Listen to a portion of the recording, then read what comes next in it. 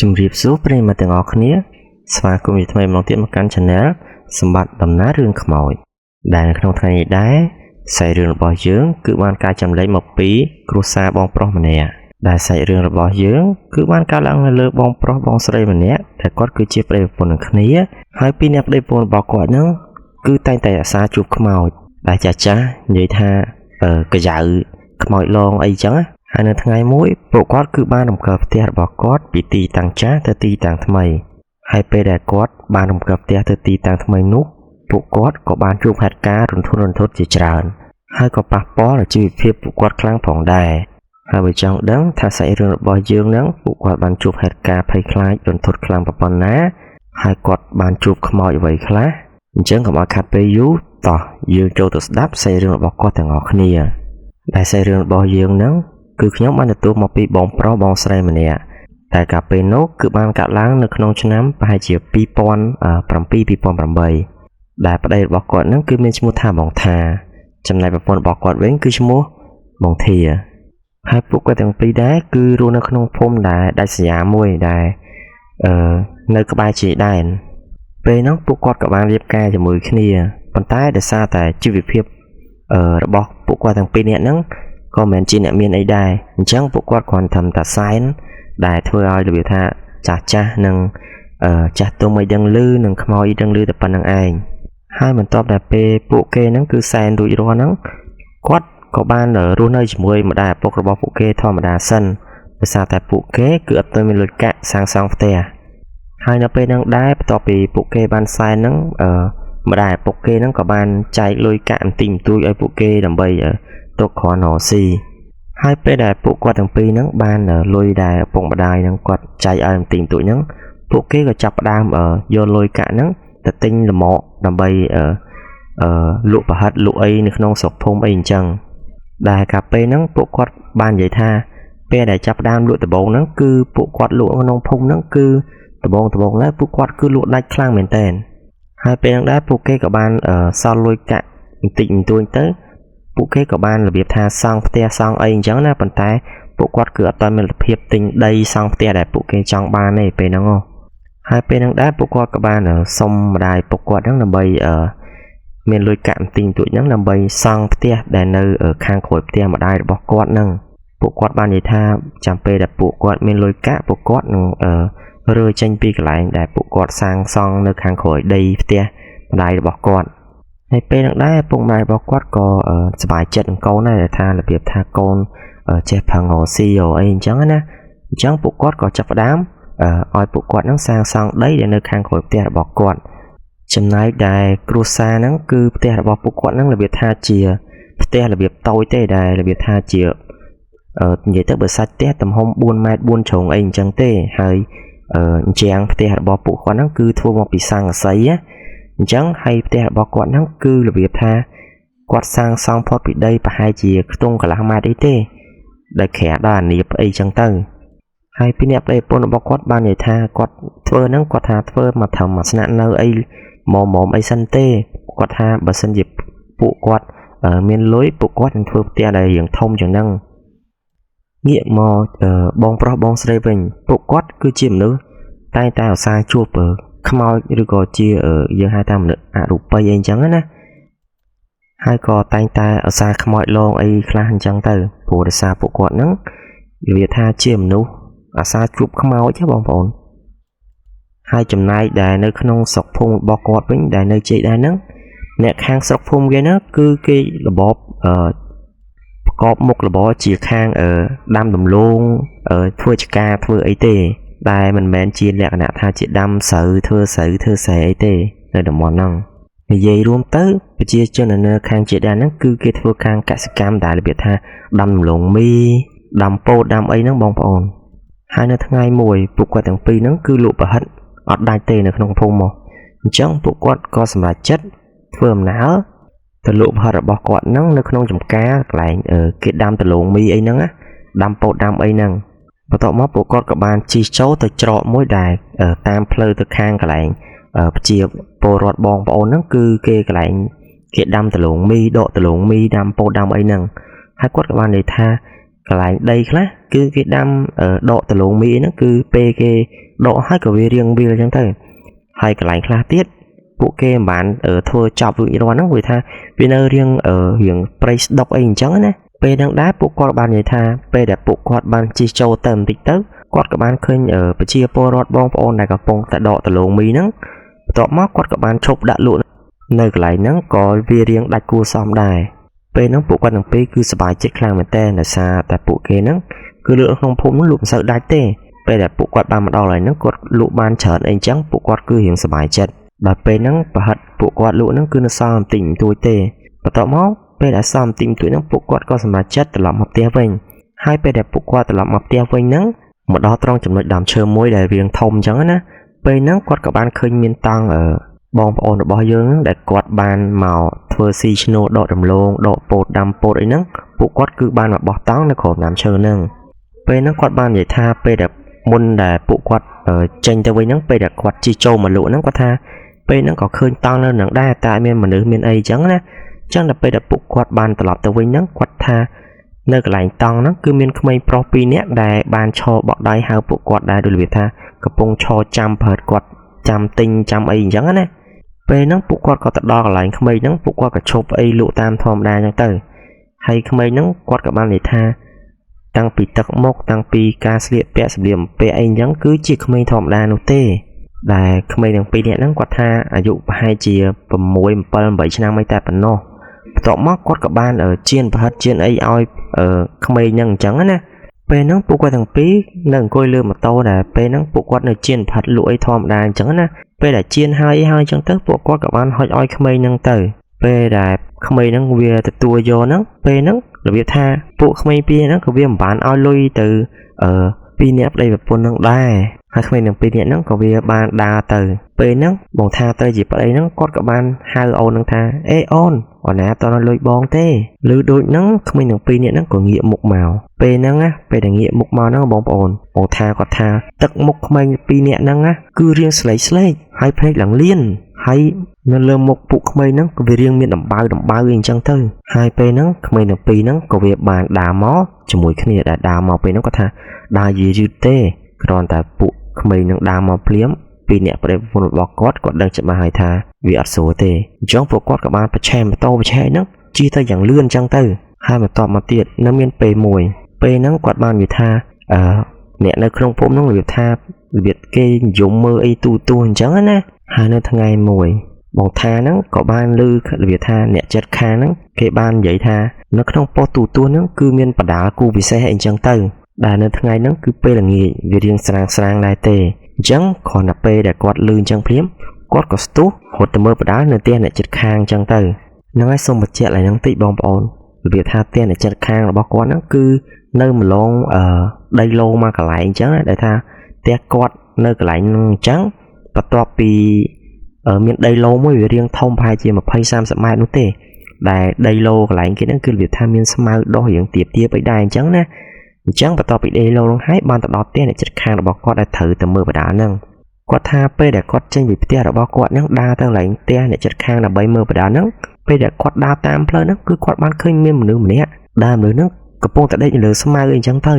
ដើមនៅហ្នឹងគឺវាថារបៀបដេកនៅលើស្មៅតាមផ្លូវអញ្ចឹងណាពេលដែលឃើញដេកលើស្មៅហ្នឹងគាត់ក៏បានដើរហក់កន្លងលើមនុស្សដែលដេកនៅកណ្ដាលផ្លូវហ្នឹងពេលដែលគាត់ងាកមកវិញមើលបរិះដែលកំពុងដេកនៅលើផ្លូវហ្នឹងគាត់ថាបាត់បរិះម្នាក់ហ្នឹងឆឹងអញ្ចឹងណាដល់ពេលគាត់បានឃើញអញ្ចឹងទៅគាត់ក៏បានរត់ទៅផ្ទះកន្លែងអ្នកជិតខាងហ្នឹងដើម្បីប្រាប់អ្នកដែលកំពុងតែមើលទូហ្នឹងប្រាប់ថាគាត់បានឃើញមានបរិះម្នាក់ដែលដេកនៅលើផ្លូវលើស្មៅហ្នឹងបន្ទាប់មកពួកដែលអ្នកដែលគេបានមើលទូហ្នឹងគាត់បានឮគាត់រៀបរាប់អញ្ចឹងទៅគាត់ក៏បានដើរទៅមើលកន្លែងដែលបងថាហ្នឹងគាត់បានហក់កន្លងមនុស្សដែលដេកនៅលើផ្លូវហ្នឹងណាបន្ទាប់មកបងប្អូនពេលហ្នឹងគាត់ថាគឺអត់មានឃើញមនុស្សណាដែលកំពុងដេកលើស្មៅទេប៉ុន្តែបងថាគាត់ច្បាស់មែនតើគាត់ថាពេលដែលគាត់ដើរមកហ្នឹងគឺគាត់បានឃើញមានមនុស្សកំពុងតែដេកលើស្មៅហ្នឹងពេលហ្នឹងអ្នកជិតខាងរបស់គាត់ក៏បាននិយាយថាបើសិនជាដេកមែនស្មៅកន្លែងដែលបរិះម្នាក់ហ្នឹងដេកហ្នឹងគឺរបៀបថាវាប្រកាសជាបាក់ឬក៏ត្រុតអីអញ្ចឹងណាប៉ុន្តែពេលហ្នឹងស្មៅនៅកន្លែងហ្នឹងគឺអត់មានបាក់អត់មានត្រុតអីទេគឺនៅធម្មតាល្អអីទាំងអស់ទេប៉ុន្តែមានអ្នកខ្លះក៏បានជឿលើបងថាគាត់និយាយអញ្ចឹងទៅហើយអ្នកខ្លះទៀតក៏គេមិនសូវជឿដែរ ដោយអ្នកខ្លះក៏បាននិយាយប្រាប់ថាផាយគាត់ស្វាងភ្នែកហើយបន្ទាប់មកគាត់ក៏បានយករឿងដែលគាត់បានជួបហ្នឹងទៅនិយាយប្រាប់ប្រពន្ធគាត់ពេលហ្នឹងប្រពន្ធគាត់គឺជឿនៅលើពាក្យដែលគាត់និយាយហ្នឹងទាំងអស់ព្រោះដោយសារតែពួកគាត់ទាំងពីរនាក់ហ្នឹងគឺជាមនុស្សតែងតែអាសាជួបខ្មោចត្រូវបានខ្មោចលងអីចឹងទៅហើយបងប្អូនពីរនាក់ប្តីប្រពន្ធរបស់គាត់ហ្នឹងនិយាយទៅពេលខ្លះពេលថ្ងៃហ្នឹងក៏ត្រូវបានខ្មោចលងដែរប៉ុន្តែពេលដែលត្រូវបានខ្មោចលងហ្នឹងពួកគាត់ក៏មិនមែនជាលក្ខណៈថាធ្វើឲ្យពួកគាត់ហ្នឹងភ័យខ្លាចខ្លាំងហើយធ្វើឲ្យគាត់ឈឺប៉ុន្តែទោះបីជាយ៉ាងណាក៏ដោយបងប្អូនទោះថាគាត់នៅឃើញខ្មោចអីជាញយអាសាតែងតែខ្មោចលងហ្នឹងពួកគាត់ក៏នៅតែខ្លាចដែរហើយពីអ្នកប្តីប្រពន្ធរបស់គាត់ហ្នឹងបាននិយាយទៀតថាត្រូវបានខ្មោចលងហ្នឹងគឺច្រើនប្រភេទច្រើនទម្រង់ណាដល់ពេលខ្លះទៅក៏លងជាលក្ខណៈឲ្យឮជាសំឡេងមនុស្សអីចឹងទៅពេលខ្លះទៅក៏ឮជាសំឡេងសត្វហើយពេលខ្លះទៀតវាមកទាំងស្រស់ឲ្យគាត់ឃើញចឹងទៅអញ្ចឹងយើងមកនិយាយពីចំណុចសំខាន់ដែលគាត់បានត្រូវខ្មោចលងហ្នឹងបើសិនជាបាបគ្រួសាររបស់គាត់នឹងមិនបានដោះស្រាយទាន់ពេលវេលានោះទេវាបានធ្វើឲ្យប៉ះពាល់ជីវភាពគ្រួសារគាត់ខ្លាំងហើយក៏ប៉ះពាល់ដល់អាយុជីវិតពួកគាត់ទាំងពីរនាក់ដែរគាត់បាននិយាយថាបន្ទាប់ពីមួយឆ្នាំក្រោយមកនៅក្នុងស្រុកភូមិរបស់គាត់ហ្នឹងគឺគេត្រូវបានអភិវឌ្ឍផ្លូវអញ្ចឹងទៅគេពង្រីកផ្លូវបន្ទាប់មកពេលដែលគេពង្រីកផ្លូវហ្នឹងគឺវាបានប៉ះពាល់ដល់ផ្ទះ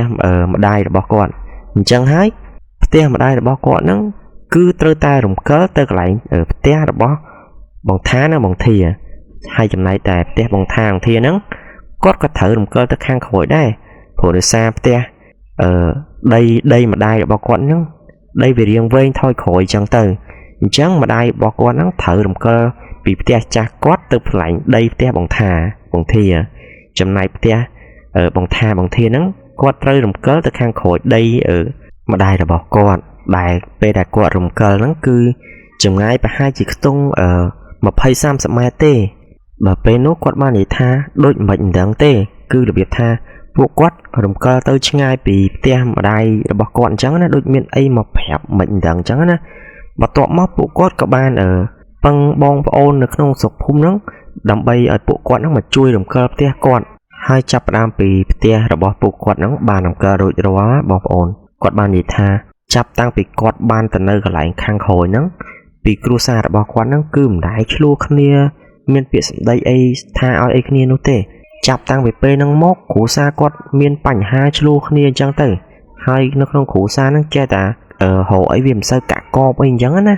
ចេះតែរៀងទៅប្តីប្រពន្ធទៅវិញទៅមកអីទីងទួចហើយចំណាយប្រពន្ធរបស់គាត់បងធាវិញគឺគាត់ក៏ចាប់ផ្ដើមរៀងមានជំងឺមានអីឬថាឈឺពោះរៀងអស់កម្លាំងលហិតលហៃឈឺក្បាលដោយគ្មានមូលហេតុអីទេហើយចំណែកមុខរបរស៊ីការលក់ផិតរបស់គាត់គឺលក់មិនសូវដាច់ទៀតពេលហ្នឹងគាត់បាននិយាយថាថ្ងៃខ្លះគឺលក់នៅសល់ឡើងចង់ពេញទូថ្ងៃខ្លះក៏លក់បានពាក់កណ្ដាលនិយាយរួមទៅពួកគាត់គឺលក់មិនសូវដាច់ដូចពីមុននោះទេហើយមានថ្ងៃមួយពួកគាត់គឺលក់អត់ដាច់ពួកគាត់ក៏បានជិះទៅដល់កន្លែងដីទួលមួយហ្នឹងពួកគាត់ក៏បានឃើញក្មេងៗមួយក្រុមហ្នឹងកំពុងតែរត់លេងនៅកន្លែងហ្នឹងហើយពេលដែលពួកគាត់ទាំងពីរនាក់ហ្នឹងជិះបានទៅដល់កន្លែងក្មេងហ្នឹងពួកក្មេងមួយក្រុមហ្នឹងក៏បានស្ទាក់គាត់ដើម្បីឈប់ទិញប្រហិតទិញអីពេលហ្នឹងគាត់ថាក្មេងម្នាក់ៗហ្នឹងគឺទិញប្រហិតពួកគាត់ច្រើនខ្លាំងមែនតើព្រោះដោយសារថ្ងៃហ្នឹងគឺគាត់លក់អត់ដាច់អញ្ចឹងពេលដែលពួកក្មេងៗហ្នឹងបានទិញប្រហិតពួកគាត់ច្រើនទៅគាត់គឺសប្បាយចិត្តខ្លាំងមែនតើព្រោះពួកគាត់ហ្នឹងរបៀបថាលក់អត់សូវដាច់អញ្ចឹងទើបតែថ្ងៃហ្នឹងវាលក់ដាច់ណាប៉ុន្តែពីអ្នកប្តីប្រពន្ធគាត់ក៏មានអារម្មណ៍ថារៀងសង្ស័យដែរព្រោះដោយសារនៅកន្លែងដែលពេលពួកគាត់ទៅដល់កន្លែងក្មេងៗហ្នឹងគឺអត់មានផ្ទះប្រជាពលរដ្ឋអីនៅហ្នឹងទេហើយពួកគាត់ក៏មិនសូវសង្ស័យច្រើនដែរពេលហ្នឹងពួកគាត់គិតថាប្រហែលជាក្មេងៗនៅក្នុងភូមិគេនៅរៀងឆ្ងាយផ្ទះគេរៀងឆ្ងាយអញ្ចឹងទៅវាមិនរត់លេងឯនៅម្ដុំហ្នឹងដែលរបៀបថាគេណាត់គ្នាដល់អីមកលេងឡើងហ្នឹងអញ្ចឹងទៅហើយបន្ទាប់មកគាត់ក៏បានជៀនប្រហិតជៀនអីហ្នឹងឲ្យក្មេងៗម្នាក់ហ្នឹងដែលក្មេងៗទាំងអស់គ្នាហ្នឹងពួកវាគឺមានលុយច្រើនខ្លាំងមែនតើហើយក៏បានទិញប្រហិតគាត់ច្រើនទៀតពេលហ្នឹងគាត់ក៏បានជៀនប្រហិតអីហើយអញ្ចឹងទៅគាត់ក៏បានហុចឲ្យក្មេងម្នាក់មួយហើយពួកក្មេងៗហ្នឹងក៏បានហុចលុយឲ្យគាត់បន្ទាប់មកក្មេងៗហ្នឹងក៏វាបានដើរទៅកន្លែងព្រៃមកកន្លែងអញ្ចឹងទៅហើយនៅពេលហ្នឹងដែរបងថាហ្នឹងគាត់ក៏បានទាញកាបូបរបស់គាត់ហ្នឹងដែលគាត់លក់បានលុយក្មេងៗ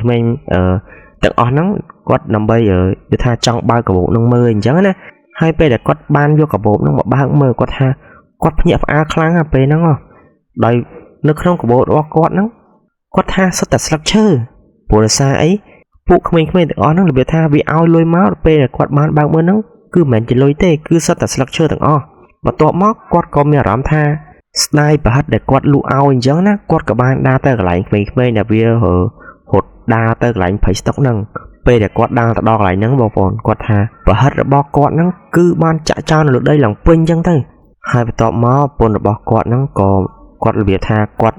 កំពុងតែលក់មិនដាច់ហើយត្រូវបានខ្មោចលងនឹងទៀតហើយគាត់គឺពិបាកចិត្តគាត់គឺ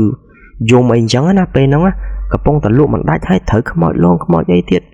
ហើយខាតទាំងពេលវេលាខាតទាំងរបៀបថារបស់ដែលគាត់លក់នឹងត្រូវខាតបងទៀតពេលហ្នឹងបន្ទាប់មកមាននៅថ្ងៃមួយទៀតពេលហ្នឹងប្រពន្ធរបស់បងធាហ្នឹងគឺមានរវល់ដោយសារថ្ងៃហ្នឹងគឺគេការអញ្ចឹងហើយបងធាហ្នឹងគឺត្រូវទៅជួយគេជួយធ្វើម្ហូបធ្វើអីប៉ុន្តែគាត់ក៏មិនភ្លេចដែរគាត់ក៏បានរៀបចំប្រហិតដែលដាក់លក់ហ្នឹងគឺរៀបចំដាក់នៅក្នុងទូក្នុងអីចឹងទៅហើយប្តីរបស់គាត់ហ្នឹងគឺទៅលក់ប្រហិតតែម្នាក់ឯងទេនៅថ្ងៃហ្នឹង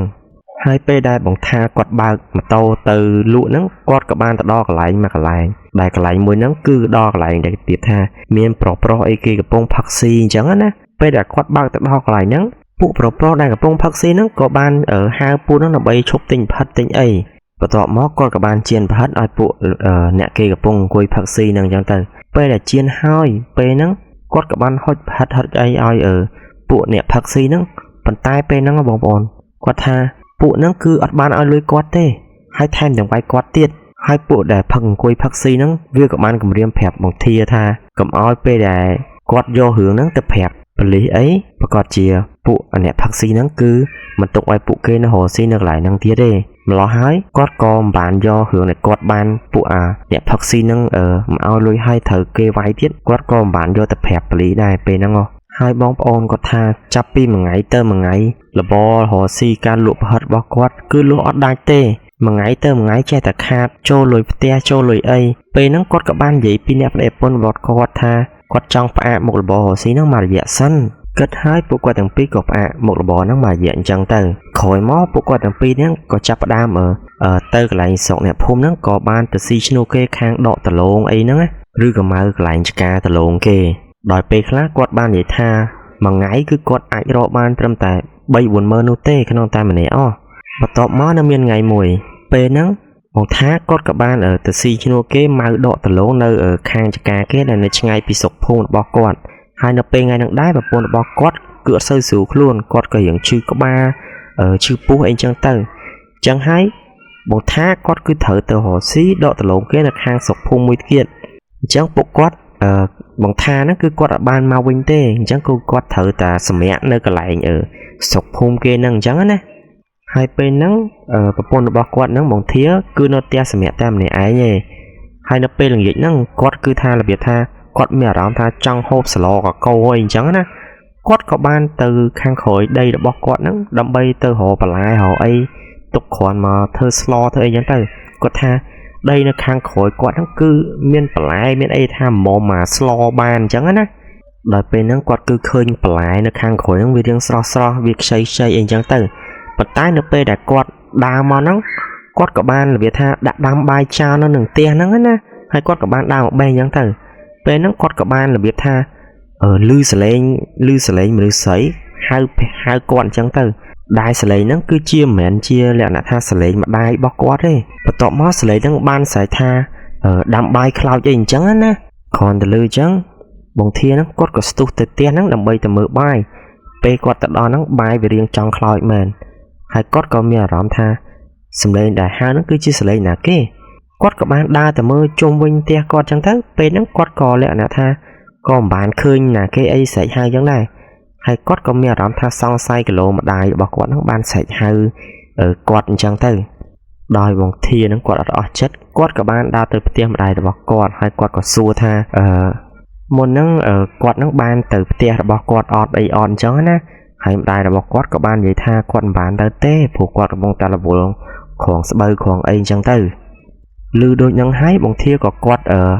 ដឹងខ្លួនអីអញ្ចឹងទៅណាហើយគាត់ក៏មិនបាននិយាយប្រាប់ម្ដាយគាត់ឲ្យគាត់បានឮសលេងហ្នឹងដែរគាត់ក៏បានដើរទៅផ្ទះរបស់គាត់វិញហើយគាត់បាននិយាយថានៅក្នុងថ្ងៃហ្នឹងគឺជាយប់ដែលគាត់ខ្លាចខ្លាំងបំផុតដល់ពេលថ្ងៃហ្នឹងគាត់បាននិយាយថាពេលដែលគាត់ hộp bài mùi tật mùi ấy hay nắng quật cả ba làm mà sầm mẹ bây nó có tha kênh lò hốt đo lò và hai chỉ màu pi vô á quật cả ban ngược má quật đằng luôn nhá quật cả ban chư nôm chư ấy chẳng á bật tay pe nắng là biết tha quật con bạn để chư nôm nơi ấy nè ngay đấy phù pe nắng quật là biết tha miền ở cật thao miền ấy tụng nơi nông ở tia là bo quật nắng á hai pe để quật là biết tha bọt đầy bọt chư nắng hái quật cả ban lên để kênh bên pe nắng quật cả ban lưu sợi để nó cứ tranh mau pi hàng khổ tia là bo quật nắng á đòi sợi nắng lưu lưu bị thao tóc ấy lưu gọc cục rãi nó khổ nắng tay hay bóng thì nó quật cả ban cái tha cả lô miền cả đảo bìa cài bìa cả cây ấy nó khổ tia là bo quật nắng á hai pe nắng quật cứ ở sơ khoa lấy chớn thế quật cả ban sẽ ngậm kênh bên tay pe là quật sẽ ngậm kênh nắng quật cả ban lưu sầm lên ở nâng mà xa tiết tay đòi sầm lên nắng có chập đam để việt tha cô vi riêng hiện kháng á hai tiếng để việt tha min lưu sầm lên mà được độ thằng hào mấy tiền pe nắng quật có chăng ngon hai quật cả ban tin pel bọc quật nắng á quật trong đang tha nó hàng khom tia là bọc quật nắng vì chia ấy kia chẳng từ pe nắng quật cả ban vô pel nó để cho mưa quật tha bong bóng nơi hàng khom nắng cứ chia xạ sọc mà được sấy môi đại xạ sọc nó là biệt tha về riêng hào biệt lại hay lùi anh chẳng á hay mình trông ta bằng năng tề miền tham tiếng khmoi cồn khmei đại nơi kênh chất ở khmoi mưa sấy năng tiết về năng quạt tha cứ quạt phơi khang mền tèn chẳng hay quạt cửa ban sấy ấy tê phổ quạt bờ sân dịch quạt sấy và quạt chụp nhẹ ai phổ về là quạt vô bờ để cho nó cứ quạt ban khơi khmoi mưa sấy năng này khmoi cồn khmei năng cứ phong tại bật này tê chẳng bờ sân dịch quạt sấy chụp ban na tha khmoi trong pi năng việc quạt chụp bài này mò ở long quạt tía đây phổ để xa quạt năng cứ chiêm nữa cứ phong tại khai khmoi xẻ phongตัวมอกอดกับบานบัดเปิดบัดเองจังเตอร์ให้กอดปัญญาล่าหมดเลยจังเพย์เนาะจังยุบเนาะจังเตอร์เป็นนังบองปอนบอกอดจะงอเลยท่าหากได้มันจะกอดนังมันผอมหัวเตอร์เตี้ยมได้บอกอดอ้อยได้บอกอดช่วยโผล่ได้ซาแต่กอดนังกอดกึศท่าบ่เส้นจะกอดเตอร์บอกอดจะคืนขโมยเอฟซีที่ตะคางแขวเตี้ยนังที่ได้จังให้คือกอดสกจัดสงอมเนาะเด็กยังน้องเตี้ยนังจังเพย์จังคลายจังเตอร์ให้เนาะไปผักล้างนังอะบางทีก็จับดามเหี่ยงกระดาษคลูนในเตอร์บรรดาก็เหมือนเชียร์และน่ะถ้ากระดาษคลูนในครั้งได้ให้ก็จังเตอร์รำคาญมาได้บอกกอดไอเตอร์บรรดาดับไปทั้งไงล้างก็จับดามเมียรำท่ากระดาษคลูนอดสูคลูนในครั้งจังนะให้ก็ระเบียบท่าเงือบดาวไปนั่นก็เบียมเซอร์การได้บางเงือบดาวเตอร์ก็ระเบียบเพียงวอลจังหัวอุ่นจังก็สำหรับจัดสงอมเกงจะเป็นเตอร์แล้วเรามองใบเรือเซียนั่งเป็นนั่งบางท่าก็กับบ้านมาปีหัวซีชโนเกดตะลงดอกโปนั่งก็กับบ้านดอกเตียวิ่งก็กับบ้านเคยปนก็อัดสูขลุ่นเป็นนั่งก็กับบ้านสัวปนก็เหม็นไอเหม็นจังเตอร์ให้เป็นนั่งปนบอกก็บางทีนั่งก็บ้านใหญ่แผบใส่เชืองแต่ก็บ้านจูบจุ่มมันแต่ก็บ้านเคยขโมยมันใส่แต่เด็กปงเด็กเนี่ยขอมเตะให้นั่งขโมยคนขโมยเนี่ยเด็กนั่งก็บ้านใหญ่แผบได้บอกก็ต่างอ้อยจังเตอร์ลื่นจังđây bỏ bóng thi nó quật các bạn tập hẹp mà đài bỏ quật nó làm bây giờ mà đài bỏ quật nó mà có có ấy nó ai bằng thiên chẳng từ khỏi pe đài bằng thi qua riêng ban thùn tích mà đài bỏ quật nó các bạn ở nom ở phụ quan là pi nó từ là việc tha từ lại tia cru chẳng đó đại dương vậy ở xuống đó tha tia khủ màu vậy chẳng từ ở dương vậy tha bị xuống đạp hay phụ quan thằng pi ban này tha pe đạp pe phụ quan đọp tia khủ màu đằng còn đạp pe phụ quạt trâu đó tia khủ nâng phím khủ mọi nâng ban vậy một căn phụ quạt thằng pi nè tha phụ ai thằng pi nè nâng cứ được xây đạ khang na pe hai phụ quạt thằng pi nè có ban tầng cùi hai khủ nâng có ban vậy thiệt tha phụ ai thằng pi nè nâng cứ cây khang khang mền tèn là sao tại phụ ái cứ ban thưa cả lại là bị tha cả lại snap nơi nâng nơi cả lại kê chẳng hái cứ cây khang phụ ai thằng pi nè hai bà phụ ai thằng pi nè nâng mình phồng rơ nô tế kế nâng dọc phụ ai nó không làm mà nèឬcòn nó không khổ xa phụ ai ba chi mình khan chẳng tới vậy tới pe nó pi nẹp để pôn bọc quán nó châu tập tia ở khủ mọi nó ở to ban vậy thì còn là châu tới cứ kê khủ nó cứ kê vậy chân mà đòi từ tọ máu phụ kê pi nẹp để pôn nó ở có ban su khủ tha thở thơm mệt em mệt đầm bay tha có mọi vì miền panh ha em trắng á hai khủ mọi nó có ban vậy thì hẹp ở pi nẹp để pôn nó bên tha nơi thay ái phụ ai thở thở tia năng tránh ở môn thay lệch bờ mình chân tế phụ ai có chỉ miền panh ha ba chìm khàn បន្ទាប់មកពួកគេក៏បានមកផ្ទះវិញអញ្ចឹងទៅហើយនៅពេលយប់ហ្នឹងដែរពេលហ្នឹងបងធាគឺគាត់រៀងមានអារម្មណ៍ថាគាត់អត់សូវស្រួលខ្លួនរត់តែខ្លាំងហើយពេលថ្ងៃហ្នឹងដែរមេឃនៅខាងក្រៅហ្នឹងក៏វាមានភ្លៀងមានផ្គរអីទៀតនិយាយទៅគឺថ្ងៃហ្នឹងពួកគាត់សោយមែនតើថែមទាំងដាច់ភ្លើងទៀតអញ្ចឹងគឺនៅក្នុងផ្ទះពួកគាត់អត់មានភ្លើងមានអីទេពួកគាត់ក៏បានដុតទៀនដុតអីដើម្បីភ្លឺម៉មអីចឹងទៅដើម្បីដោះស្រាយមកយប់នឹងអីអញ្ចឹងណាហើយនៅពេលថ្ងៃហ្នឹងដែរប្រពន្ធគាត់ក៏បានគេអញ្ចឹងទៅបងថាហ្នឹងគាត់ក៏បានបក់ឲ្យប្រពន្ធគាត់អញ្ចឹងទៅហើយគាត់ក៏បែរមុខអង្គុយហ្នឹងទៅឡើងទ្វារហើយគាត់ក៏មានអារម្មណ៍ថានៅខាងក្រៅផ្ទះរបស់គាត់នៃទ្វារហ្នឹងដូចមានណាគេម្នាក់ហ្នឹងកំពុងតែឈរនៅខាងក្រៅទ្វារផ្ទះពួកគាត់អញ្ចឹងហើយពេលថ្ងៃហ្នឹងដែរគាត់ថាវារៀងមានភ្នែកតោភ្នែកអីភ្លៀងផងដែររបៀបថាគាត់ឃើញកតុយភ្នែកអីគាត់អញ្ចឹងណាបន្ទាប់មកគាត់ថាពេលហ្នឹងរបៀបថាក៏វាមានភ្នែកតោអញ្ចឹងទៅក៏វាបានចាំងភ្នែកតោហ្នឹងនៅមុខទ្វារផ្ទះគាត់ហ្នឹងគាត់ថាគាត់បានឃើញមនុស្សស្រីម្នាក់ហើយនឹងមានក្មេងម្នាក់ដែលគាត់បានកាន់ដៃនៅមុខទ្វារផ្ទះគាត់ណាគ្រាន់តែគាត់ឃើញអញ្ចឹងភ្លាមគាត់ក៏បានស្ទុះទៅបិទទ្វារផ្ទះគាត់ហើយក៏បានមកវាថាដេកទាំងភ័យមួយប្រពន្ធរបស់គាត់អញ្ចឹងទៅហើយប្រពន្ធរបស់គាត់ពេលហ្នឹងមានអារម្មណ៍ថាគាត់រៀងអត់សូវស្រួលខ្លាំងអញ្ចឹងទៅគាត់របៀបថាដេកធ្ងររៀងឈឺពោះឈឺក្បាលអីអញ្ចឹងណាហើយនៅពេលថ្ងៃហ្នឹងដែរម៉ោង11យប់ហើយភ្លើងក៏នៅតែមិនទាន់មកដល់ទៀតគាត់ថាថ្ងៃហ្នឹងហេតុអីបានដាច់ភ្លើងរៀងយូរខ្លាំងមែនអញ្ចឹងទៅបន្ទាប់មកនៅយប់ថ្ងៃហ្នឹងដែរពេលហ្នឹងគាត់ក៏បានឮសំឡេងដែលសំឡេងហ្នឹងចេញពីខាងក្រោមផ្ទះរបស់គាត់ទៀតហើយពេលហ្នឹងសំឡេងហ្នឹងវាឮជាសំឡេងរបៀបដូចមនុស្សដេកហើយវាឮពុតខ្នងឆ្អឹងវាឮក្រែកក្រក់អីចឹងណាពេលហ្នឹងដែរបងថាគាត់ក៏បានយកពិលរបស់គាត់ហ្នឹងទៅឆ្លោះមើលខាងក្រោមផ្ទះរបស់គាត់ចង់ដឹងថាវាជាអីអញ្ចឹងណាបន្ទាប់ពេលដែលគាត់បានយកពិលទៅឆ្លោះបងប្អូនគាត់ថាគាត់បានឃើញខ្មោចរបៀបមនុស្សស្រីដេកនៅខាងក្រោមដែរប្រពន្ធគាត់និយាយហ្នឹងមានខ្មោចស្រីហ្នឹងនឹងមានខ្មោចកូនក្មេងដែលកំពុងដេកហ្នឹងណាគឺមើលទៅពិតជាគួរឲ្យខ្លាចខ្លាំងមែនតើហើយថែមទាំងខ្លួនហ្នឹងកំពុងតែហើមទៀតពេលហ្នឹងដែរគាត់ថាខ្មោចទាំងពីរនាក់ហ្នឹងគាត់ថាក៏បានបើកភ្នែកដែរតែធ្វើឲ្យបងថាពេលហ្នឹងគឺគាត់ពិតជាភ័យរន្ធត់ខ្លាំងមែនតើហើយពេលហ្នឹងដែររបៀបខ្មោចទាំងពីរនាក់ហ្នឹងវាក៏បានបញ្ចេញសលេងនិយាយអញ្ចឹងទៅពេលហ្នឹងដែរពីអ្នកប្តីប្រពន្ធរបស់គាត់នៅយប់ថ្ងៃហ្នឹងគឺរបៀបថាគាត់ទាំងពីរនាក់ហ្នឹងគឺរត់តែភ័យខ្លាចអញ្ចឹងទៀតណាដោយសារពួកគាត់គឺអត់បានតន់រត់ទៅណាទេនៅថ្ងៃយប់ហ្នឹងពួកគាត់គឺនៅក្នុងផ្ទះហ្នឹងទាំងភ័យទាំងខ្លាចទាំងញ័រទាំងអីគឺនៅថ្ងៃហ្នឹងឯងតោះថាថ្ងៃស្អែកបានពួកគាត់ចាប់ផ្ដើមរើចេញពីកន្លែងដីដែលគាត់សាងសង់ហ្នឹងរើទៅចេញទៅកន្លែងផ្សេងអញ្ចឹងណាហើយនៅយប់ថ្ងៃហ្នឹងដែរបងថាគាត់បាននិយាយថាគឺគាត់ដេកអត់លក់នោះទេទាំងពីរនាក់ប្តីប្រពន្ធរបស់គាត់ហើយគឺជាយប់ដែលយូរបំផុតខ្លាំងមែនតើនៅក្នុងជីវិតរបស់គាត់ថាគឺគាត់ពិបាកខ្លាំងភ័យផងខ្លាចផងលុះស្អែកឡើងពួកគាត់ក៏បានហៅអ្នកស្រុកអ្នកភូមិដែលនៅជិតផ្ទះរបស់គាត់ហ្នឹងគ្នាប្រហែលជា7 8នាក់អញ្ចឹងទៅក៏បានឲ្យមកជួយរំកិលផ្ទះរបស់គាត់ហ្នឹងដូរពីទីតាំងហ្នឹងទៅទីតាំងផ្សេងណាហើយក្រោយពេលដែលគាត់ហ្នឹងបានរំកិលផ្ទះរបស់គាត់ហ្នឹងទៅទីតាំងដែលនៅជិតផ្ទះរបស់ម៉ែគាត់ហ្នឹងហើយម្ដាយរបស់គាត់ហ្នឹងក៏បាននាំបង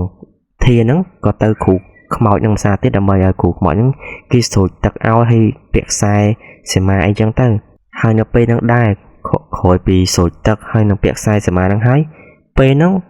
គាត់ថាដូចគេបេះអញ្ចឹងបងប្អូនអើយតាំងពីយប់ដែលគាត់ឈឺញាក់ញ័ររៀងរបៀបថាគាត់ឈឺចាប់អីហ្នឹងគឺជាតែម្ដងរបៀបនិយាយថាដូចគេបេះអញ្ចឹងណាគឺបាត់ឈឺបាត់អីទាំងអស់តាំងពីធ្ងន់ហ្នឹងគឺបាត់អស់លេងហើយនិយាយរួមទៅគាត់ថាក្រោយពេលដែលស្រួចទឹកនឹងពាក់ខ្សែសីមាហ្នឹងហើយក្រោយមកប្រហែលជា1ម៉ោងទេ